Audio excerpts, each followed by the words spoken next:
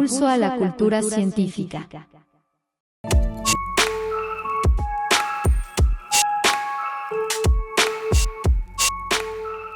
La radioastronomía es escuchar lo que estamos viendo en el universo, lo que escuchamos nosotros, solo que en el universo en general estamos escuchando el ruido o el sonido que emiten las estrellas en ondas de radio. Y estas ondas de radio nos permiten conocer a grandes rasgos cómo evoluciona una estrella, el origen del universo, el origen de los elementos químicos y principalmente nosotros que estamos aquí, escuchar varios cuerpos celestes que están aquí cercanos a nuestro planeta.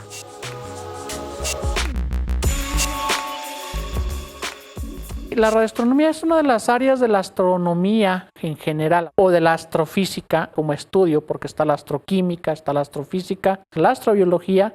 La radioastronomía es una de las ciencias, una de las áreas de la ciencia de la astrofísica que nos permite escuchar o entender el universo. Entender esta parte del clima espacial o entender estos fenómenos naturales del impacto de la radiación solar hacia la Tierra, podemos decir que estamos escuchando el Sol. No lo escuchamos con nuestros oídos, pero sí interpretamos la señal con amplificadores o preamplificadores para entender esa parte del ruido que emite el Sol en ondas de radio, porque al final de cuentas son ondas de radio, escuchamos al Sol. Entonces eso es lo fascinante, ¿no? Interpretar esa parte de la señal y transformarlo a una imagen, posiblemente a una señal que nosotros interpretamos y ver qué está pasando en la interacción con la atmósfera terrestre o en lo que sucede en nuestro entorno.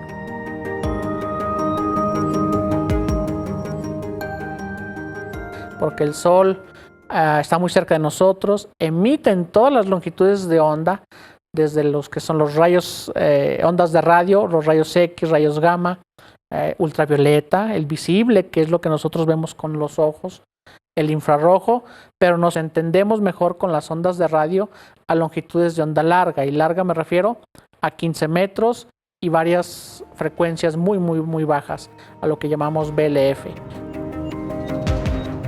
Bueno, este tipo de antenas nos sirve mucho para poder entender el comportamiento de la ionosfera baja. En la parte de comunicaciones, nosotros nos podemos comunicar en ondas de radio porque la ionosfera ayuda a guiar esas ondas, esa señal que emite una transmisora y nosotros poder detectarla, ya sea la receptora y en este caso con este tipo de antenas. Este tipo de antenas consta de alambre calibre 22, en este caso puede usarse 18 a 26 y pues si se fijan básicamente tiene una longitud de 1 metro, entonces estamos hablando de 1 metro cuadrado aproximadamente aquí nosotros de área efectiva. ¿Y por qué área efectiva? Porque cuando viene la señal, choca, nosotros la podemos detectar aquí. ¿Qué recibimos aquí? Pues recibimos la componente magnética de esa señal. La parte de la astronomía se usa el espectro electromagnético completo, ¿no? El espectro electromagnético se divide entre los rayos X, ultravioleta, el visible, ondas de radio, microondas. Pero las microondas y ondas de radio son lo mismo, solo que cambia la longitud de onda o el tamaño de la onda. Aquí estamos hablando de ondas muy grandes porque estamos hablando de frecuencias muy bajas. Si hablamos de 20 MHz, por ejemplo, son 15 metros de longitud de la onda. Entonces vemos una onda de 15 metros. Entonces así es como lo podemos, o nuestro celular, por ejemplo, que recibe ondas centimétricas de varios centímetros y así sucesivamente, ¿no?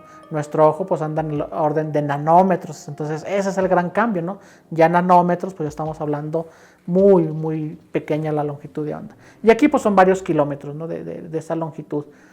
Entonces aquí recibimos entre 8 y 40 kilohertz, entonces estamos hablando de ondas muy largas. ¿Y esos kilohertz para qué nos ayuda aquí? O esa frecuencia. Bueno, cuando llega la señal de varias transmisoras, la checamos aquí, la recibe y a través de un cable coaxial la metemos a la computadora, obviamente con un preamplificador sencillamente, y ese nos va a dar la señal que estamos recibiendo.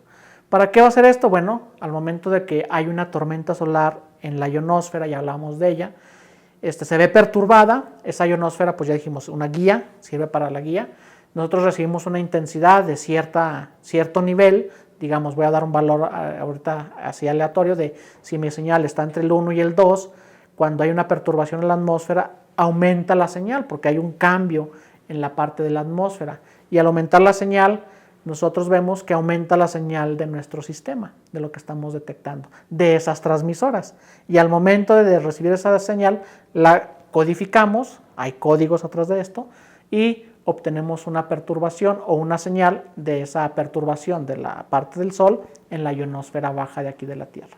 Entonces, para eso nos va a servir básicamente este tipo de modelos de antena que se llama BLF, por baja frecuencia, y posiblemente para entender otros fenómenos más. Del estudio que estamos realizando, elegimos varias estaciones que se encuentran en varios puntos del planeta, estratégicos, porque esas estaciones son de uso militar del gobierno de Estados Unidos. Nosotros lo que queremos es solamente detectar la señal de esa frecuencia que ellos están emitiendo, porque esa señal va hacia los submarinos, porque como es de baja frecuencia, puede comunicarse con los submarinos bajo el agua.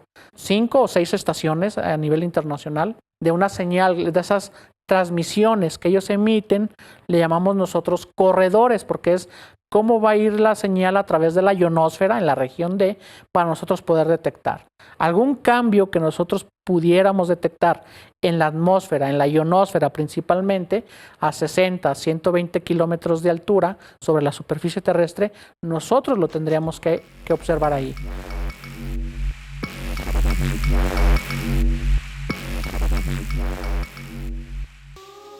La antena también tiene que estar orientada, no es ponerla arbitrariamente, tiene que estar orientada norte-sur o este-oeste, y como ahorita está este-oeste, pues obviamente recibimos mayor intensidad de esta, ¿sí? Aquí cabe señalar algo importante, saber qué ruido es malo y qué ruido es bueno, porque este ruido que tenemos aquí, este pico grande, es del sistema, es de la antena, perdón, de la computadora del CPU, y eso pues lo vamos a descartar nosotros. Por sí solo ya sabe el equipo que el ruido diferente a ciertas frecuencias que nosotros manejamos, lo vamos a descartar. Y una vez que codificamos todo esto, aquí nos da la parte de la frecuencia, la intensidad de la señal, pues obtenemos una gráfica. Esta parte del conocimiento de la ionosfera, entendimiento de la ionosfera, que en pocas palabras es hablar del clima espacial, porque es todo lo que está en el entorno de la Tierra, de nuestro planeta, y que involucra a todo el espacio, a todo lo que es el sistema solar, porque no nada más viene la radiación solar durante la noche cuando no hay nada, pero siguen llegando partículas. El observatorio Hawk, que detecta partículas altamente energéticas, que ya son rayos cósmicos, entonces estos rayos cósmicos durante la noche también se ven ahí, pueden registrar, si hay un incremento importante, se registran ahí. A grandes rasgos, nosotros nos importa más lo que pasa en la ionosfera, cómo es afectado por agentes externos hacia la ionosfera. Y uno de los puntos importantes aquí de este tipo de estudios de antenas es que posiblemente nos ayuden, porque estamos colaborando con algunas instituciones, para entender qué pasa previo a un sismo y cómo poder detectarlos poco antes de que suceda.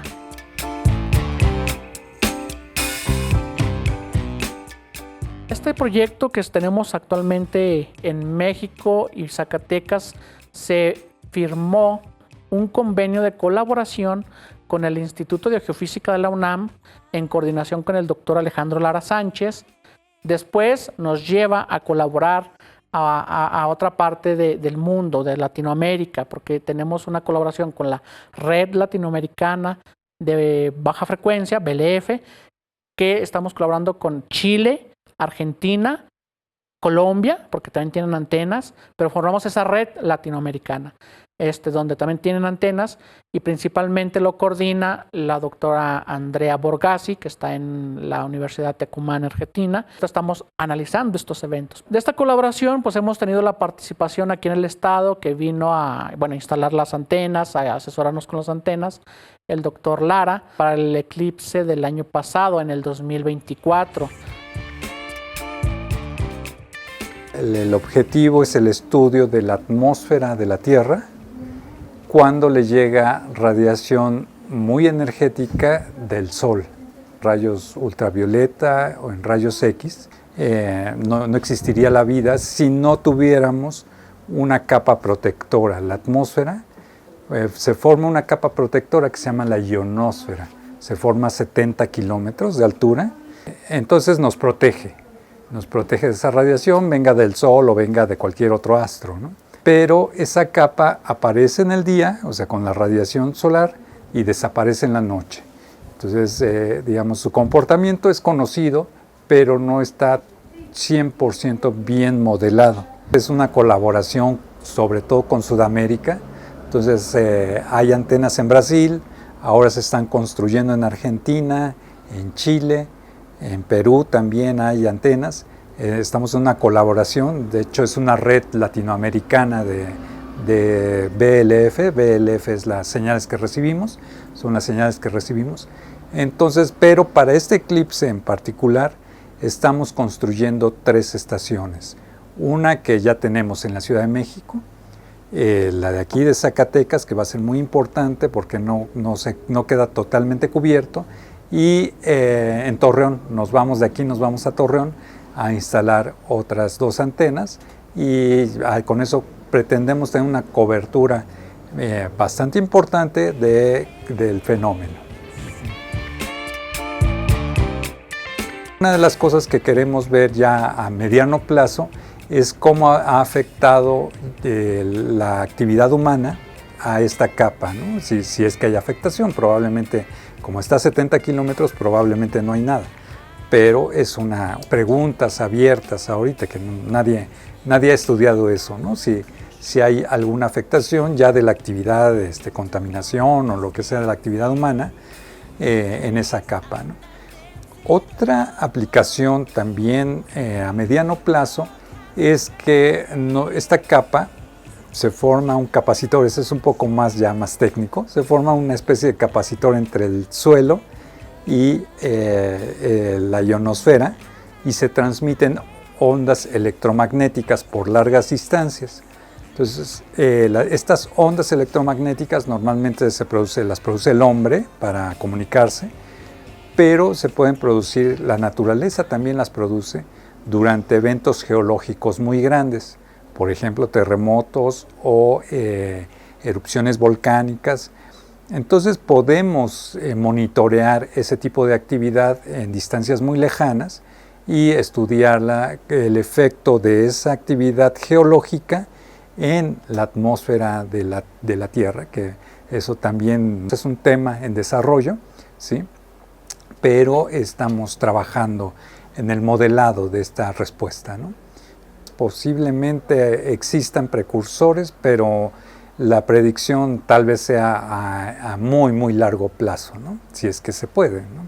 Más bien el estudio de qué está pasando, ¿no? Cómo es que una señal en el piso o bajo la tierra puede verse reflejada a 70 kilómetros y a grandes distancias, ¿no? No nada más a 70 kilómetros en la atmósfera, sino que yo puedo ver estas señales. Por ejemplo, hay una de lo que vamos a ver aquí en Zacatecas, con las fluctuaciones de esas señales, con lo que estudiamos esta capa la capa de la ionosfera que nos interesa. Por ejemplo, estos días atrás que ocurrieron los sismos allá en Rusia, el corredor que está allá en las islas de Hawái pudo haberse visto afectada la señal y pudimos haberlo detectado. Entonces estamos analizando esos datos. ¿Por qué? Porque las placas tectónicas hacen un esfuerzo, ahí también hacen un roce constante, una presión constante, cambian las condiciones de la ionosfera ahí, cambian las cargas porque hay electrones libres, hay una diferencia de potencial, de voltaje, que eso provoca que nosotros lo podamos registrar. En ondas de radio básicamente es una señal, es como si estuviéramos leyendo un electrocardiograma, ¿no? El electrocardiograma pues te da el pulso, ¿no? Es lo mismo acá, por ejemplo Daniel Coronado, que nosotros ocurrió un evento solar en tal región del Sol, nosotros obtenemos la señal de estas que les digo, nos comparte del Sol, de esa región que estuvo y nos dice, esta es la región activa y pues bueno. ¿Por qué es importante? Porque cuando nosotros tenemos el registro tenemos que mencionar qué región del Sol fue la que emitió esa erupción, ¿no? La fotografía solar básicamente, o la mejor manera de hacerlo es a través de video. Se graba un video dependiendo de la longitud focal con la que se esté haciendo la toma. Es aproximadamente de 30 segundos a 1 minuto. Ese video se descompone en imágenes, digamos que típicamente se hace a 24 por segundo, Entonces en un segundo estamos teniendo alrededor de 1000 y tantas imágenes. Un software especializado selecciona las mejores imágenes y después te entrega una sola imagen. Esa es la técnica en cómo se fotografía tanto la luna, el sol, lo que sea, ¿no? Entonces yo empecé haciendo estas imágenes porque como algo que me intrigaba la parte del sol. Hubo personas como Iván Santamaría, personas en la Red Mexicana de Radiotelescopios, pues que se dedican para investigar el sol. Me invitan a colaborar en la parte, digamos, ya como en la parte de la imagen, para mostrar al público lo que ellos van estudiando, van descubriendo o van dando ese seguimiento a su investigación. Entonces, que presentar algo sobre su trabajo, la parte, digamos, gráfica, pues ahí entro yo. Con la Red Mexicana de Telescopios es igual. El equipo a veces los domingos hacen transmisiones, entonces ponemos el equipo a disposición para hacer transmisión en vivo. Yo pongo el equipo y ellos están pues dando su explicación de por qué están pasando los fenómenos que se ven en ese momento.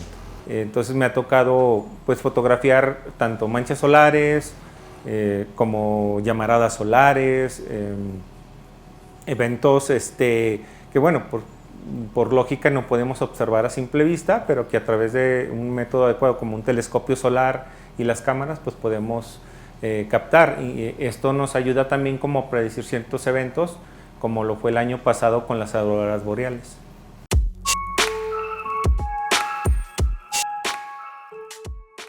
Gracias a mis imágenes pues me ha permitido contactarme con gentes del medio astronómico que no, pues digamos que yo no tenía acceso.